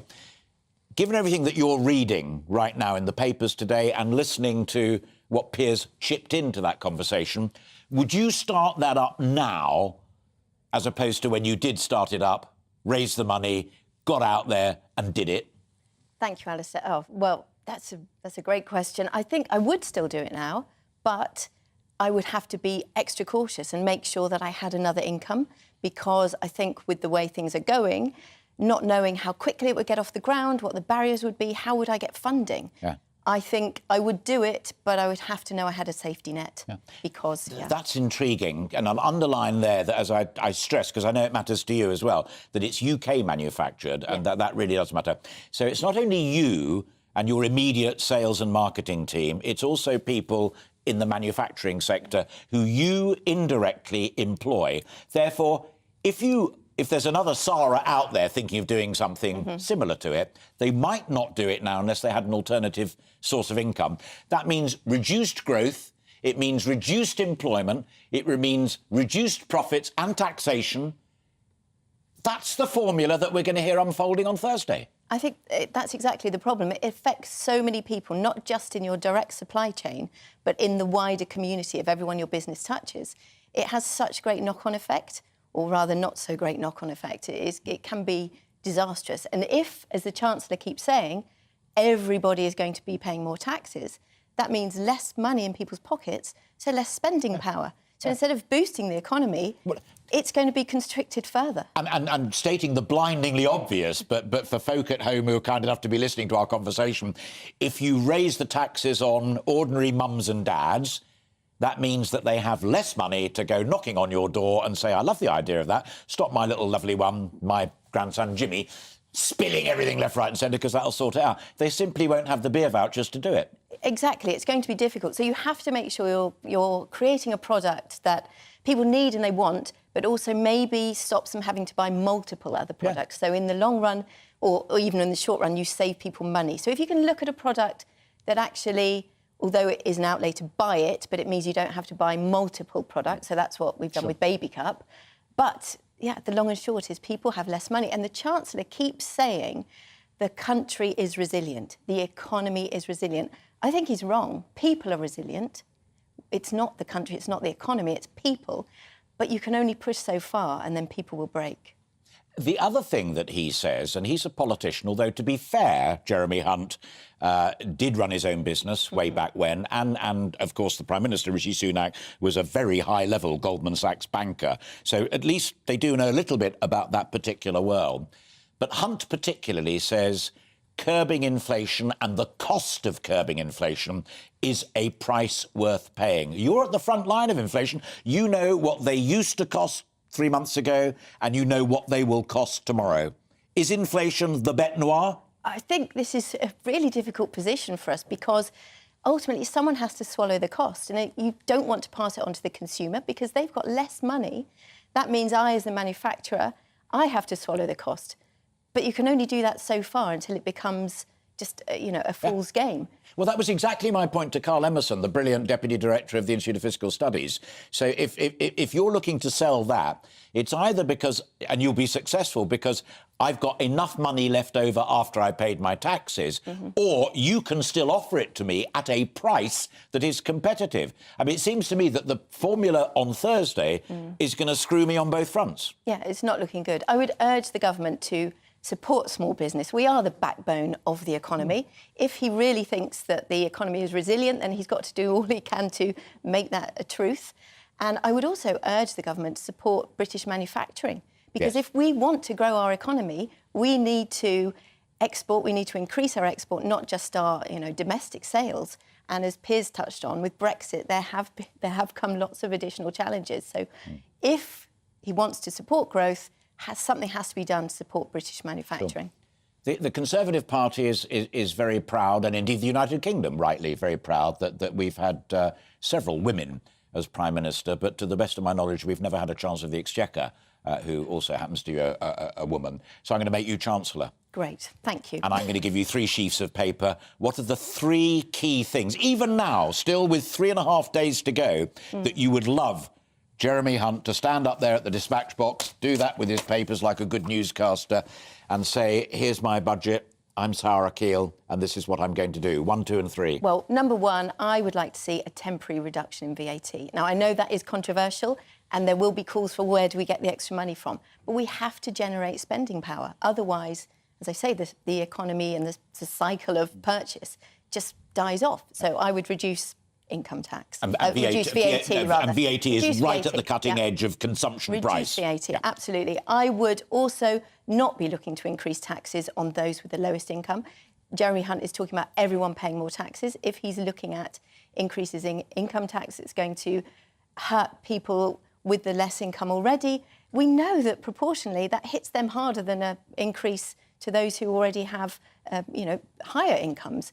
And I would also look to do something that subsidises British manufacturing and actually try and get something moving in the economy. We have to generate income, we have to generate spend. So finding that you can't do enterprise zones at the moment and can't afford infrastructure to help people like you get your product to the marketplace is not only short-sighted, but in your view, wrong. Absolutely, short-sighted and wrong. And Jeremy Hunt keeps talking about, well, one, he's saying if we are in a recession. I think we all are aware we are. I'm not sure why he keeps saying if. But he said, and he said this morning, it will be short and shallow. I think, actually, even if it is short, he actually means it will be sharp because it will cut where it hurts, and that is not good. Wow. Absolutely brilliant, enlightening conversation for which I am eternally grateful. And I'm going to break into my flow right now and give a plug to our YouTube channel, because if you heard that, do tell other people to tune in and listen, not only to what Sarah Keell just had to say, the owner of Baby Cup, but also Piers Linney before that.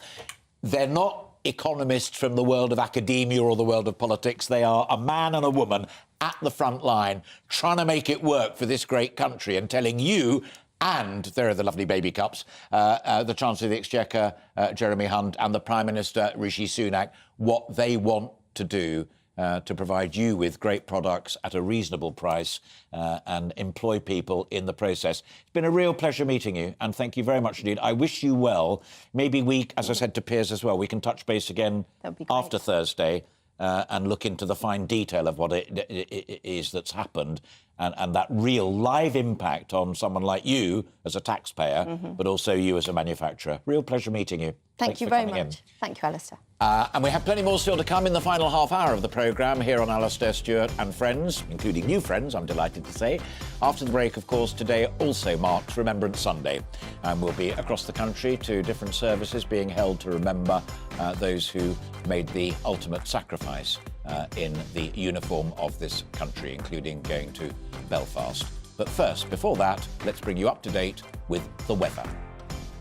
So looking ahead then to this afternoon, the UK looking dry with sunny spells for most and becoming wet and windy from the west. Let's home in on the detail.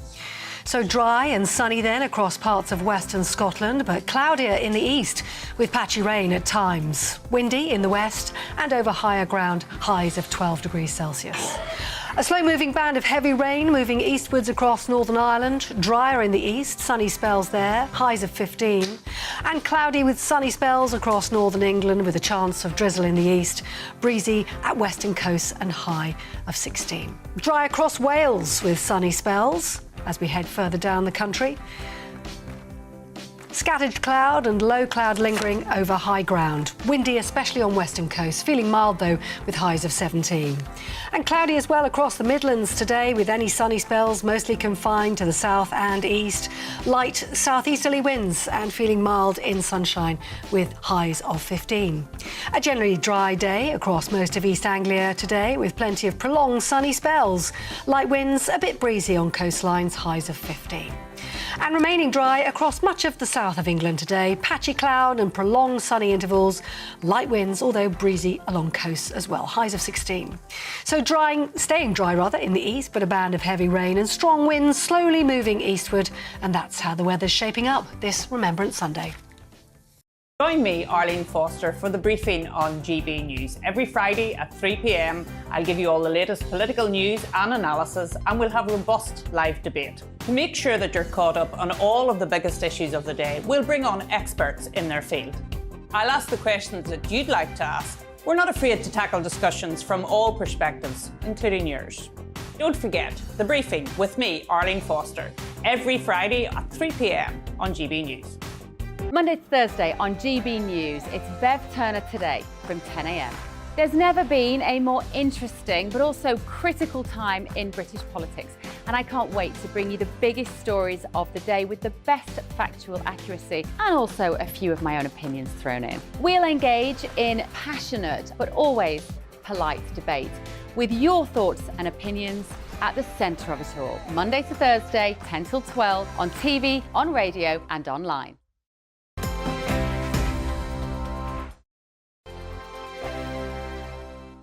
I'm Mark White. As GB News Home and Security Editor, I cover those key issues that are so important to you. Our authorities, our communities doing all they can to combat violent crime. With the public services under unbearable strain, why are we still failing to control our borders? Defence, the first priority of any government, has been continually hollowed out. Can we trust our politicians to protect the armed forces? Join me, Mark White, on GB News. We are GB News, right across the nation. You can get us on television, on radio, on digital. We're absolutely everywhere. Amazing. You see, amazing. You remind me of me in the European Parliament. But here's the most important bit. We are not part of the mainstream establishment. We think and speak just like you do. We are the People's Channel. Magnificent. That's really, really thoughtful. Come and join us on GB News, the People's News Channel.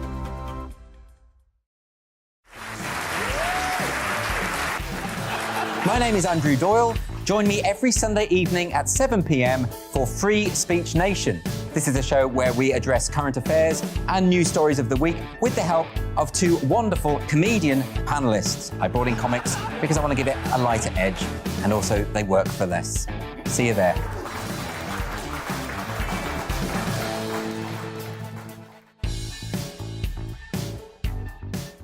Join me, Arlene Foster, for the briefing on GB News. Every Friday at 3 p.m, I'll give you all the latest political news and analysis, and we'll have robust live debate. To make sure that you're caught up on all of the biggest issues of the day, we'll bring on experts in their field. I'll ask the questions that you'd like to ask. We're not afraid to tackle discussions from all perspectives, including yours.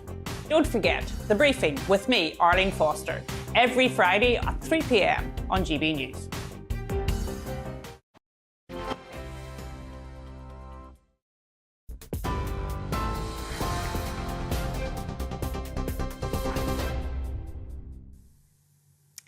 The headlines at 1:30 this Remembrance Sunday. King Charles III has led the Remembrance Sunday service for the first time as sovereign following the death of his mother, Queen Elizabeth.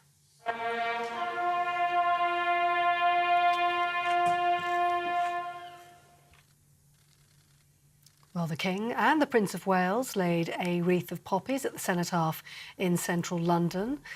This morning, around 11 o'clock, the Prime Minister Rishi Sunak, the Labour leader Sir Keir Starmer and other politicians, including former Prime Ministers, also in attendance. 10,000 Royal British Legion veterans representing 300 different parts of the armed forces taking part in a march to honour their fallen comrades, as well as a further 10,000 members of the public lining the streets of Whitehall to watch on and pay their respects today. Well, the Prime Minister will use the upcoming G20 summit to call out Putin's regime over the war in Ukraine. Rishi Sunak is going to be joining the annual gathering of world leaders in Indonesia later today. He says this year's meeting will not be business as usual, with a focus on how countries can work together instead to solve global security challenges as well as tough economic times ahead. The Russian president is expected to miss the event and instead send his foreign minister. And the Chancellor has warned there'll be very difficult decisions ahead of his upcoming autumn budget statement on Thursday. Jeremy Hunt has warned taxes will rise following his statement to the Commons as he tries to balance the public books. He's thought to be considering a range of options, including an extended freeze on income tax and national insurance thresholds. And the number of people crossing the English Channel in small boats has now passed 41,000 this year. GB News has been told 300 Channel migrants have been taken to Dover Harbour so far today. Border Force vessels and RNLI lifeboats are also responding to another number of small boat sightings off the Kent coast. Those are your latest news headlines. You're up to date on TV, online and DAB+ radio. You're with GB News. Time now for more Alastair Stewart and friends.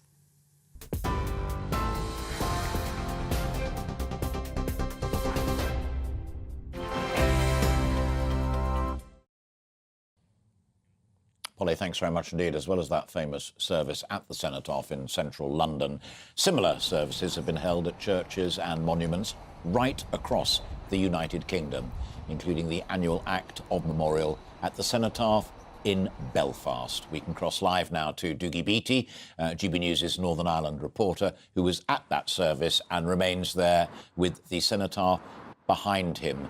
A very poignant moment for the good folk of Northern Ireland, Dougie. It is indeed, and it was more of a point of who wasn't here politically. There was no Lord Mayor, no Secretary of State, and a cancellation from the Irish Foreign Affairs Minister, Simon Coveney. But of course, why is it important to the people of Northern Ireland? Well, they only represent about 3% of the population of the UK. But supply per head about 7% to the armed forces. Many young men and women leaving these shores to join His Majesty's forces. And one such man I caught up with this morning was John Ross, who joined in the 70s, found himself as the platoon sergeant on 3 Para in the Falklands. I joined a parachute regiment in 1970, August 1970. And really, my motivation for joining was I wanted to do something for my country being the United Kingdom and Northern Ireland. And I'd always had it in me, I wanted to be a soldier. So I gave up serving my time as an apprentice electrician and I enlisted into the parachute regiment in August 1970. And 7 months later, I found myself back in Northern Ireland doing my first tour in North Hart Street Mill, a place where I delivered, an area that I delivered newspapers in just a couple of years before. And I was to serve in Northern Ireland throughout the 70s, in West Belfast, South Armagh, Fermanagh, Tyrone. And then in 1982, the Falklands War, Argentina invaded the Falklands, and my battalion, the 3rd Battalion, were deployed to the Falklands on the 9th of April 1982. And of course the parachute regiment took an amazing amount of casualties in that particular conflict. How does that feel? How does it feel for you? What do you think at that time? A great sense of pride. Parachute Regiment fought 3 battles. The 2nd Battalion fought at Goose Green and they fought at Wireless Ridge. 3 Para fought at Mount Longdon. Between the 2 battalions we lost 43 men, which is the greatest loss in any of the land battles of the Falklands. The pride is overwhelming, the sadness is overwhelming when we think about the great people, the great men who lost their lives during that conflict. And do you stop? Do you think about it at the time, or...? There's no time. There is no time, and as I wrote afterwards, there's no time for sorrow or grief. We had to fight on. We had to fight on. And we had to leave bodies on the ground for many hours before they could get them recovered and get them, along with their wounded, and get them down to the help that they needed. But the battle was raging, and we had no time for sorrow or grief. So what does today mean to you? It means everything to me. It means everything to me. But not only today, throughout the year, there's hardly a day goes by that I don't think about the people that we lost. Our memories and our sorrow isn't confined to 1 week a year. And we think of the families, and we still keep contact with the families of those that fell. And, well, the legacy issues, of course, at the moment are going through the motions in Westminster, and you were promised this in 2019. Where does that stand now? It doesn't sit well with me, personally. Of course, I welcome any legislation that halts the prosecution of veterans who served in Up Banner. Of course I do. But the legislation that is being tied into is, no matter how it's spun, no matter how it's portrayed by the government, it is providing an amnesty for terrorists. It is denying the true innocent victims of terror any chance of justice, albeit it was a slim chance that they had of getting justice, but that has been removed from them. Well, you can see from that, Alastair, that he is very upset by what is going on here in Northern Ireland around legacy issues. Many of the veterans I have spoke to have said they fight for the Crown as opposed to a government. A government is only 4 years, and that's probably what makes the British Army so successful. And unfortunately, the veterans here feel very let down by this government. Doogie, good to talk to you. Thank you very much indeed. And through you, thanks to your guest as well, Doogie Beattie there, GB News' Northern Ireland reporter. You're watching and listening to Alastair Stewart and Friends. It's 22 minutes to 1. We've a little time left before we hand over at 2 o'clock, and we will be commemorating the fallen this Sunday. Next up, we'll be speaking to historian and author Sir Anthony Selden to discuss the significance of the events that we are remembering. But first, a quick break.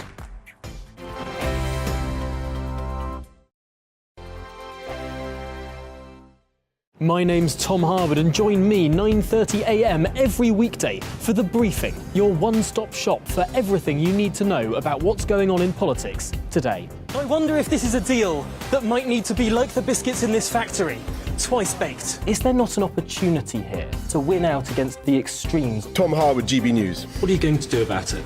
Things should have been done differently, and they certainly are being done differently. Don't miss it. The Briefing with me, Tom Harwood, 9:30 Monday to Friday on GB News. Hello, I'm Alastair Stewart, and I'd invite you to join me at noon on Saturdays and Sundays for Alastair Stewart and Friends. I've been in this business for over 40 years. Now, here at GB News, I've never been happier. I get to choose the big stories that really interest me. We hear what you have to say, and you hear what I have to say. I really hope you can join me, noon on Saturdays and Sundays. I'm Mark Dolan. Join me at 11 on GB News for Headliners, in which I'll be joined by two of the UK's top comedians discussing tomorrow's papers. If it's an important story, we'll cover it, but we'll have some fun along the way. Headliners, the late-night paper review that won't send you to sleep like the others will. 7 nights a week at 11 p.m. on GB News.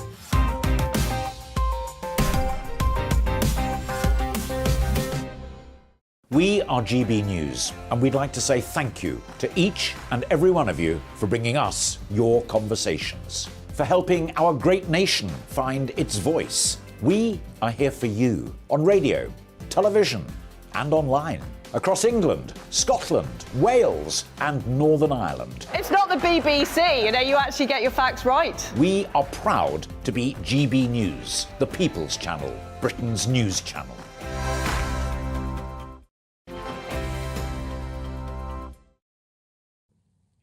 Welcome back. It is just gone past 20 minutes to 2, and you're watching and listening to Alastair Stewart and Friends here on GB News. Today we've taken you across the country speaking to our reporters who've been attending different remembrance services as the nation fell silent to remember those who lost their lives during conflict and in service.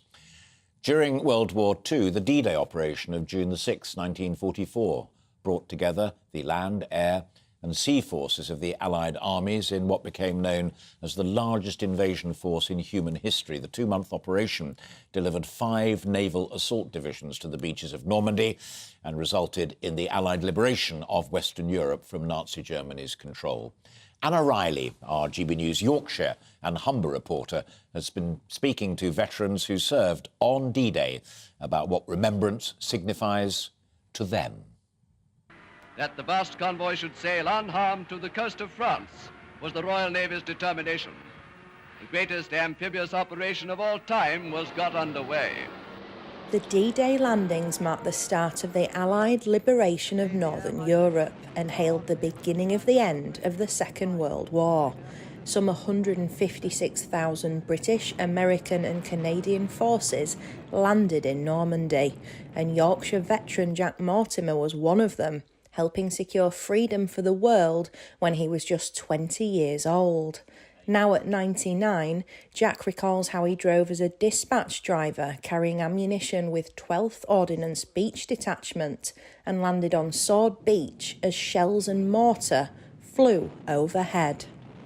It was noisy, it was smelly, there were heavy guns, and the big ships in the channel were firing over there was shells screaming all over the top of us, and but it seemed that I've often thought about it, that everybody seemed to know what they had to do. Everybody of the 130,000, I think, something like that, knew exactly what to do, and all these little bits put together made a great big push, which of course eventually freed France from Nazi Germany. But the success of the landings weren't without their losses, with more than 9,000 casualties amongst the Allies. Jack counts himself lucky that he wasn't among them. I'm proud of being a D-Day veteran. I'm proud of my medals, really. Being a D-Day veteran doesn't mean that you're any kind of hero, because there are 130,000 heroes, really. And the only heroes are, as I say, and I've said before, I'm grateful to be alive, grateful to have survived. So sorry so many had to die. But so many heroes, and there they lie in Normandy. Jack is supported by the Royal British Legion, and for him, Remembrance Sunday is a time to thank those who gave away their tomorrow so that we can have our today. Thousands gave their lives for the country, and we should remember that they gave their all, they gave their lot because of to help to free the world of tyranny. Medals of honour for Jack, who wants no one to forget the sacrifices his comrades made. Anna Riley, GB News, Leeds. Anna Riley with reflections of D-Day and the Second World War. My next guest takes us back to the First World War. Delighted to be joined now by Sir Anthony Seldon, author of The Path of Peace, Walking the Western Front Way. We've talked about this before, Anthony, but I particularly wanted to have a conversation with you today of all days, because it strikes me that remembrance is about memories, but it's also about empathy. On your 35-day pilgrimage from the French-Swiss border all the way to the English Channel along the Western Front, did you feel the presence of those who had died and what they'd achieved? Every step of the way, Alastair.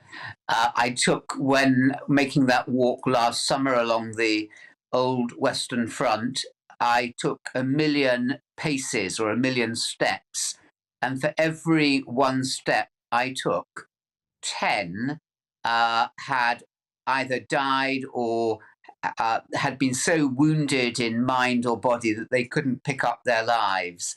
So it felt as if I was walking with the fallen, and also trying to honour and remember them and what it had been for, and how we can try and build a better world. And that's what I try and talk about in the book, The Path of Peace. And that's also what the Western Front Way is all about, which is Europe's biggest commemorative project. Yeah, indeed, and because it's you, it's a brilliantly written book as well. Not only an important tale, as it were, but it was inspired, interestingly, was it not, by a young British soldier of the First World War, Alexander Douglas Gillespie, who dreamed of creating a via sacra, a holy, a blessed way, route, that the men, women and children of Europe could walk to honour the fallen. Tragically, he became one of the fallen. His vision forgotten. You've resuscitated it. Absolutely. And those pictures on the screen there remind us of the snow and how awful it was. And the noise, as that gallant D-Day veteran was reminding us, the noise of shells and the fear of them going overhead constantly. It's trying to remember all those people, but also think, what was it all for, Alastair?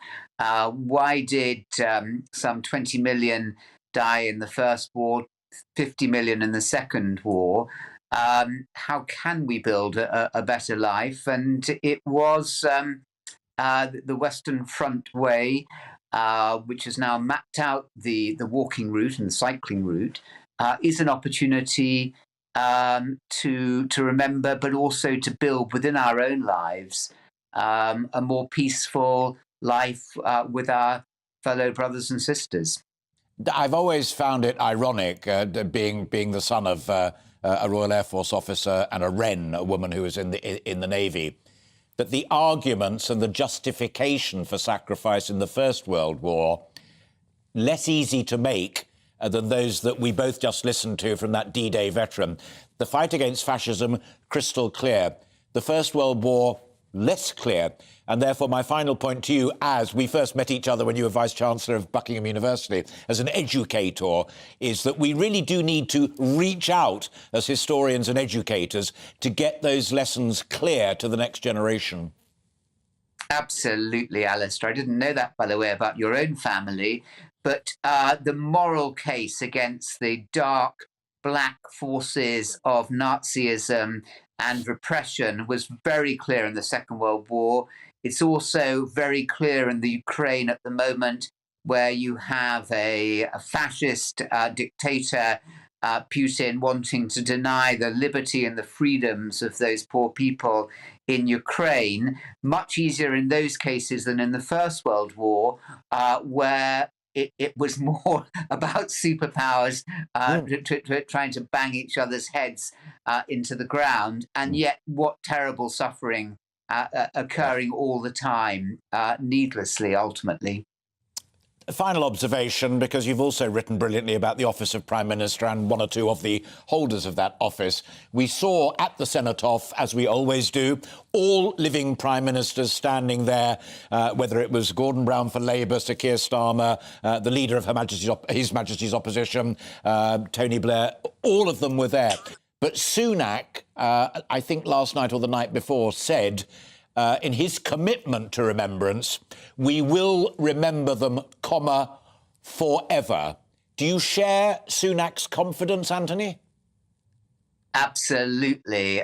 It's what defines us, Alastair, as a nation, believing in a set of values, including the values of freedom and democracy, which are being challenged at the moment by Russia and were challenged by Nazi Germany in the war. So I think they will completely continue and need to, and wonderful to see them all standing together, united in common cause, rather than scrapping. And of course, the wars, First and Second World War, were fought by coalition governments, Liberal and Conservative and Labour leaders in common cause, trying to do their best for the country. So the Cenotaph ceremony, a reminder of commonality of purpose and the values that we all share still together.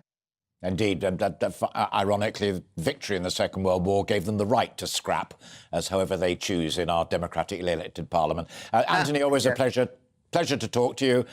Thank you very much indeed, and do keep in touch. Best to both of you, and look forward to seeing you very, very soon. Thank you. So Anthony Selden there, historian and the author of the book Path of Peace, Walking the Western Front Way, and I genuinely recommend it. Finally, Tom Thorpe, a World War I historian who recently recorded a podcast with Sir Anthony about that book, and it is excellent. You can Google it and find it, and we'll try and put the link up to it as well on our social media. You're a trustee also, importantly, of the Western Front Association, with responsibility for press relations and indeed a weekly podcast mentioned in Dispatches. I'm going to start with you, as I did with Anthony. It's actually all about stories, and it's about individual men and women and their stories, isn't it? Very much so, yes. We at the Western Front Association not only aim to promote remembrance, but also understanding of the Great War. You know, because a lot of people think the Great War is the bad war and the Second World War is the good war. But, you know, we need to understand that the First World War, many people who signed up fought for democracy, fought for, fighting Germany, which had committed many atrocities in Belgium. And in many ways, it had defied moral standards of the time in terms of unrestricted submarine warfare against merchant ships, aerial bombardment, and the use of chemical weapons. Obviously, there are many colonial aspects to the First World War that we need to investigate. But the war was a war fought by, people from all continents, from all races, the Indian subcontinent especially. And, when we had our remembrance service at the Cenotaph on Friday, which was the 11th day of the 11th month, we had representatives from across Britain, from the Chinese community, obviously the Chinese Labour Corps, but also from the Sikh pioneers and from many other groups as well. Yeah. To put to you one of the points that Anthony and I were talking about, and it really does matter. Part of remembrance is to try and avoid making the same mistakes again. Now, to achieve that, you don't have to convince Rishi Sunak or Alastair Stewart or Anthony Selden and your good self. We're on board. But my son, you have to, and his children, you have to as well. How do we make it resonate more with the young generation who will be making these key decisions in the next 5, 10, 15, 20 years? Well, I live in Belfast, where the First World War is such a key theme, with narratives on both sides of the community. On the Unionist Protestant side, you have the Battle of the Somme, and on the Nationalist Catholic side, you have the Easter Rising. And so the history of the First World War is a foundation of stories on both sides of the sectarian divide here. But the stories and the history is always far more complex. And it's not, and to understand the history of the First World War helps you understand Northern Ireland and its complexities and, the nature. But that's all about history, and also the service of Irishmen in the First World War, but also, the service of many others as well who fought for their countries. The Western Front Association also looks at the Austrians who fought, the Russians, the Germans. It's about all people. We're trying to tell the stories from all perspectives, not just our own. And so once we understand the war, our modern day is so much more, understandable. Yeah, well, I'm going to underline every word you uttered there, as well as the final answer that Anthony gave me, because it does matter as being a child of the services, and I hope my own children and their children get it as well. I'm going to ask you the same question to end with as I did with Anthony, and that is, we saw all living Prime Ministers at the Cenotaph this morning, and hurrah for that. But we also heard the current Prime Minister, Rishi Sunak, say, we will remember them, forever. Do you share his optimism and Anthony Selden's? Yes, I do. I mean, the Western Front Association is living proof that is happening. We do a lot of work on social media. We've got 60 branches across the world, actually, and we do a lot. I do a weekly podcast mentioned in Dispatches, and we do promote the memory and the stories, and it's always more complex. But the reality is much more interesting than the Blackadder myths, though Blackadder is a great mechanism for teaching history. Funnily enough, I was thinking while Anthony was talking earlier, I also recommend Joan Littlewood's Oh, What a Lovely War. It's another way of looking at exactly the same issues. However we need to engage that generation, we will so do it. Tom Thorpe, a real pleasure talking to you again. Thank you very much indeed. Tom is a World War historian and that Western Front Association. That's all we have time for today. Back again next weekend. I'll also be with you on Thursday for the Autumn Statement. Hope you can join me then. But from all of us here at GB News, very good afternoon to you via the weather.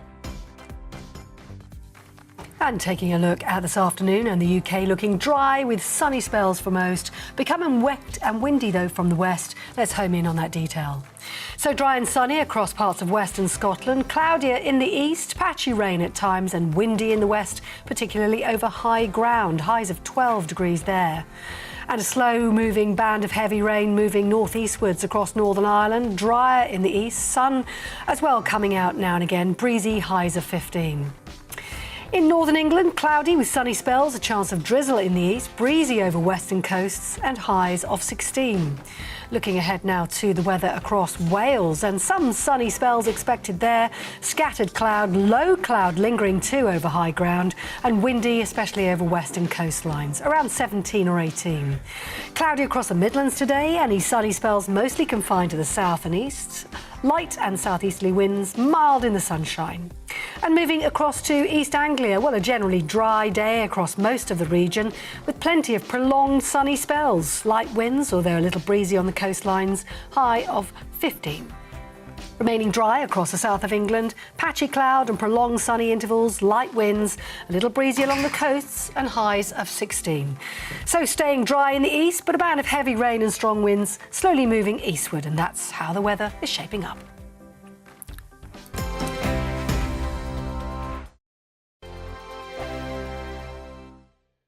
I'm Dan Wootton. Join me Monday to Thursday from 9 to 11 for the feistiest and most fun news debate on TV, where free speech reigns. I'll bring you a sharp take on the day's biggest stories, bombshell newsmaker interviews, and A-list guests.